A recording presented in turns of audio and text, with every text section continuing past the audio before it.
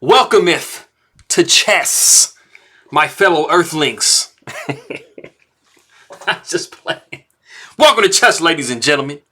I appreciate you guys very much for showing up. As you guys do know who follow chess at all, we do have the Superbet going on right now.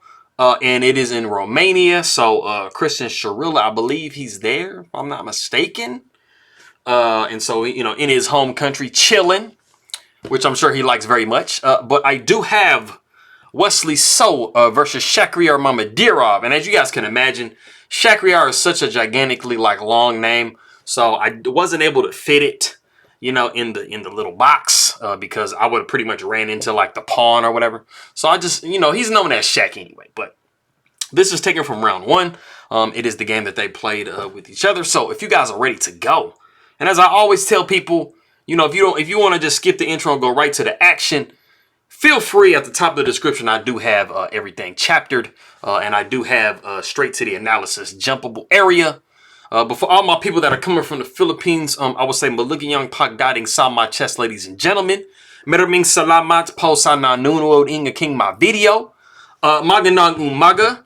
Ingat lagi, mabuting pagbati. Appreciate you guys very much for stopping by. And if you guys are ready to go, let's roll. Let's see what we got. So we got D4, knight to F6, C4. So, I mean, you're almost always going to see it played this way. And you have a lot of different options. You got like E6s, D6s, you know, G6s, kind of just however you want to play. Super rare, you might see a knight to C6, but that just invites D5. So you don't want to do that. So we do see E6, and this can branch off in a bunch of different ways. You can just go to a straight Queen's Gambit declined. You could go to a Nimzo Indian. You could get into a Catalan. So many different things that you can see. So we do see knight to C3, and that does invite the Nimzo Indian, which is what we see on the board. Nimzo Indian, one of the most famous chess openings in history. You know, of course, you got like the Najdorf, and you got like, you know, the Nimzo Indian, and Queen's Gambits, and, you know, King's Gambit and stuff like that. We do have E3, just making sure that our structure in the center is solid. Of course, you can't push E4 because the knight is pinned, so you're just going to be giving away a pawn for free. So we do have castles by black. Bishop comes to D3. We see D5. Pawn takes D5. Pawn takes D5. And then we do have A3. And in the game, we actually see bishop to D6. And you know what? We're not worried about bishop takes here because we're actually going to be able to just like increase our strength in the center of the board. Give ourselves an open file. And, you know, C4 is going to be coming at some point, just getting rid of the backward pawn. So, you know, you're not worried about that. But like I said, we do see bishop to D6 in the game. Queen comes to C2. We see A6. Knight G to E2. We see rook over to E8. So it's time to get your king out of the center. So we see castles by white. We got B6, B4. Knight B to D7. Knight comes up to F4. And the novelty of the game, which is bishop takes F4. It might kind of seem like, I mean, you're doing a lot, like you're damaging somebody's structure, but you are giving up a bishop for a knight, and the position is somewhat open. So it's kind of an even trade. It doesn't really give either side like a better advantage or anything. We got pawn taking F4. We got C5, pawn takes C5, pawn takes C5, and then we have a rook to D1. You know, just inviting the pawn to take here because, you know, we got like, you know, some action on our own, you know, with the discover. Well, no, we don't have that. Not in this position. But we do have the ability to, you know, move the bishop out and just put a lot of pressure on this D5 pawn. So the bishop does come to B7. We see knight over to A4. Pushing the issue because now, I mean, you're pretty much going to just be losing this pawn. And the bishop does have the ability to kind of back up this pawn if we do see it taken. So we do see C4. Bishop comes up to F5. I mean, there were other options. You could have went like bishop to E2 or, you know, bishop down to F1 or something like that. But bishop to F5 is definitely the most, you know, active square to go to. We got A5 chipping away at that little structure that you have over there. We got bishop to E3. So now, you know, white has gotten pretty much all of their pieces out. Black still kind of needs to do something with their queen to fully complete their development, but both sides are doing good. White just has a slight advantage, so it's not like anything forcing a win or anything. We got pawn taking B4, pawn taking B4, queen over to E7, so now both sides have completed what they need. We see rook A to B1. The queen is protecting this knight, so the knight isn't just like accidentally hanging. So we're good to go. We got G6. Bishop takes d7, and then we have knight taking d7. So as you can see, white and black have both, given up a bishop for a knight. So everything is like super equal, except for, white does have a little bit of a damaged structure with these two pawns being doubled. So, I mean, white still holds an advantage, but, it definitely takes, a little bit of care to play with that. So the knight comes down to c3. Why not attack this pawn and see if black falls asleep and doesn't do anything about it? So the knight does come to f6, protecting. So the bishop comes to d4, trying to remove the defender. Knight comes to h5, and we actually see queen over to d2. You have to be kind of careful in this position because you might be tempted to play g3, and g3 is not a bad move, but you have to be very careful because black does own a light squared bishop, so you have just created a lot of light square weaknesses around your king, and that may not be good in the long run. Of course, right now, the bishop is biting on a pawn, but maybe in the future, as things open up, you might have some issues with this queen trying to come and hang out by your king. So, you have to be really careful. So we do see Wesley So going queen to d2. But like I said, I mean, that wasn't a losing thing to do. You just have to make sure that when you are creating weaknesses or you're making certain moves, you have to make sure that if there are any, cons to that, you have to make sure that you're, paying attention to that stuff. So we do see f6. We got h3.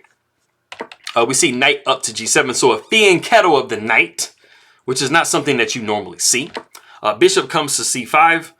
This just activates the bishop just a little bit more, gets a tempo on the queen, and does do a little bit of a better job at protecting this pawn here, even though the rook's behind it. Now the rook is kind of a little bit more free to move. The queen side steps over to f7. We see knight up to b5, knight down to f5. We got knight down to d4, offering a trade. But we do see queen coming over to d7. Whenever you're in a game, you have to think, whenever you do have an opportunity to trade, if your opponent is going to be able to really get anything from that trade, or if there's a way for you to make it more beneficial, so that way when you guys trade, you'll be a little bit better. Of course, if the knight takes here on f5, it's going to activate the queen a little bit more, and the queen can sit here, pretty well. I mean, it's going to probably back up because g4 is going to be coming and stuff like that, but it is going to be creating some weaknesses. But black does want to, if a trade happens here, take back with the queen and try to activate their piece a little bit more. So you always have to be thinking of stuff like that. So put away the impulse, to just automatically capture a piece and start to think are there other moves that I can make that would be more beneficial for me in a trade? So the rook does come over to e1. We see king down to f7. The rook takes on e8, rook takes e8. We see rook over to a1. Why not grab an open file? I mean, right now, these are the two only open files. And of course, this rook is already guarding that file right now. So let's try to just shimmy over here. On a good day, we might be able to play rook to a7 and just grab a queen for free. But the rook goes over to a8. Says we're not having none of that. So we see rook to e1. Rook comes over to e8. So, I mean, either you're going to repeat or something's going to have to give. So we do see rook taking e8. Queen taking e8, knight taking f5, and this is beneficial. So now, instead of earlier when you weren't really looking, you were trying to trade, but, the queen was going to take back. Now the queen does not have the ability to take back. So it's a very important situation in the game because now you are able to give black the same weaknesses that you have in your own position. So everything is more or less equal. You have opposite color bishops. So, of course, you guys, this game is not a draw. Just to say that, but as you guys know, opposite color bishops can be very drawn, but it depends on the situation. So because of the pawn structure, we have a little bit of a different flavor going on. So we do see bishop to d4. This is one of black's weaknesses, so we're trying to take advantage of that. We got bishop to c6. We see f3. And as you can see, even though these two pawns are on dark squares, this is a favorable structure for white to have because this is a dark square bishop. So you do want movability with your own pieces. And right now, black's bishop is not doing as good because most of its pawns are on light squares. So that is a little bit of a benefit to white. So we do see h5. Queen comes over to f2, trying to see if we can just get over here, start to do some checks and infiltrate.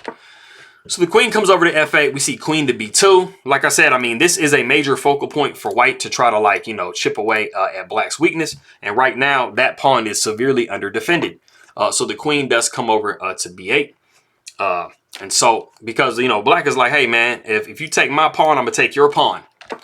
we're just going to trade. So the queen comes to d2, just defending everything. King goes over to g6, trying to like find some safety behind its pawns. Queen comes to e3 because they would really like to get to e7 in this position or to e6. So the king shuts that down by going king to f7. We do see bishop down to c3 because, you know, the pawn was undefended. So the bishop comes back to d7. We see king to h2. Queen coming down to d6. We see king to g3. And then we just see pretty much a shimmy of the king. I mean, you know, the dad bod shuffle, you know, the Shanklin shuffle. So the king comes down to g6 and we see king to h4. You know, there's really like nothing that this king can like super do. I mean, because you can't really like make any progress forward with this king kind of hanging out here. But, you know, it's an active square for the king to be on. So the bishop comes to b5. We see queen to d4, just always trying to tie black's pieces down to the defense of this, backward doubled pawn. So the bishop does come back to d7. The queen comes down to d2. We see bishop to c6, just kind of like, you know, just kind of going back and forth. The bishop comes to d2. We see bishop to d7. We got g3. Now, this is a beneficial move because now this queen does not have to like babysit this pawn. You still got to be paying attention to this pawn, but now the queen has the ability to start trying to do some moves. White is in a little bit better position than they were before, but it's not like one of those situations where like white is going to be able to force a win. So you just got to keep grinding, the person down. And this is something that Magnus Carlsen is famous for because he does this a lot. Like he'll take even in games, middle game situations and just grinding somebody until they make a mistake. So, you know, even if it is dead even, just keep playing, man. You never know when somebody's going to slip up and make that mistake. So we got bishop up to e8. The queen comes over to b2. And something I want you guys to notice in this position here. The queen is very overloaded. I'm going to come back to that in a second, and I'll explain exactly what I'm talking about. But in this particular position, the queen is very overloaded. So, like I said, we'll come back to that in a second. So we got queen to c6. The queen comes to a3, trying to infiltrate. The queen comes down to e4, just trying to stop the queen from coming up. We see queen over to e3. We got queen up to d7. And we have actually reached a point in the game that if you do want to guess what really nice strong move white has that they can play, go ahead and do so.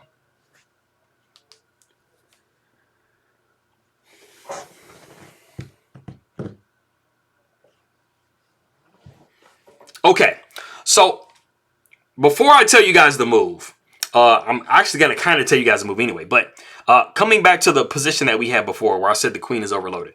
There's so many different things that the queen is having to pay attention to in this position. It has to guard this pawn. It has to try to make sure that the queen can't infiltrate onto these two squares. It has to try to make sure that this bishop is not undefended. It also has to make sure that this white queen does not have the ability to kind of like infiltrate, you know, up in this area of the board. Just like I said before with this one. And it also has to try to make sure in conjunction with this bishop that this pawn cannot move.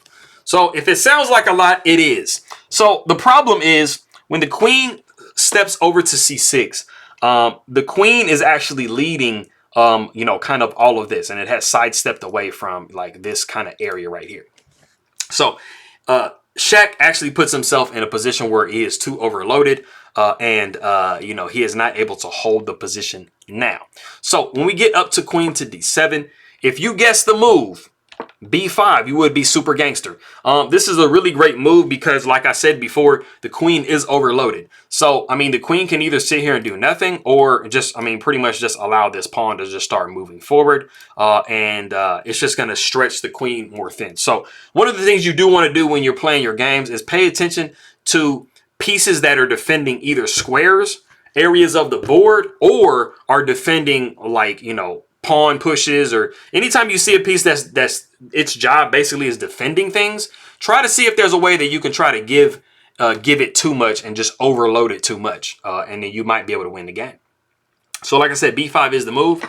Shaq takes on b5 with the queen. And he actually sits there for a minute. I actually clipped this clip from the broadcast. Some of you guys might have seen it. But he does resign in this position here. He does not wait for the critical move queen to e6. Like I said, the queen is trying to infiltrate on this side of the board or here. The problem with queen to e6 is it actually allows a mate in 6. And like I said, when you get to a position where you know, you are, you know, the computer is telling you to throw your queen away, you know it's bad. Queen to b6 is actually one of the moves. And I mean, I think you guys can sit there and take a look and see that there's something wrong with queen to b6. Yeah, there's just a doubly. There's doubly wrong. But anyway, just to kind of show you guys the checkmate that will come after queen to e6. The key situation is the fact that this queen is going to be able to either come and check on this square, or it's going to be able to step back and just infiltrate and get into this situation here. So one of the moves is queen to c6, just contesting the queen. But after queen comes to g8 with check, you would see the king step over. And then the importance of this king being on h4 is you're just going to start pushing pawns, and basically like the king is in a box. So you got g4, pawn takes g4, pawn takes g4, pawn takes d4, pawn takes d4. And you do have a c3. You got g5 check, pawn takes g5, pawn takes g5, and this is checkmate. And there is nothing that you can do about this situation. And the king cannot go anywhere. So, like I said, that is the reason why Shaq resigned the game. He might not have seen all the way there, but he knew back in this position, he saw that the queen was going to be coming in and infiltrating into the position, and there was just nothing he could do about it. Something that actually was a little bit better, backing up to the position that we had, instead of the queen stepping over here, was actually either the bishop just coming in and blockading the pawn, or the queen going back to b8 and just trying to make sure that we have a hold on all of these infiltration squares, and making sure that this pawn cannot push forward. And that would have pretty much maintained, you know, the drawish, you know, quality of the game. So that is that. I appreciate you guys very much for stopping by. Maraming salamat, aking makaibigan. And I will see everybody next time.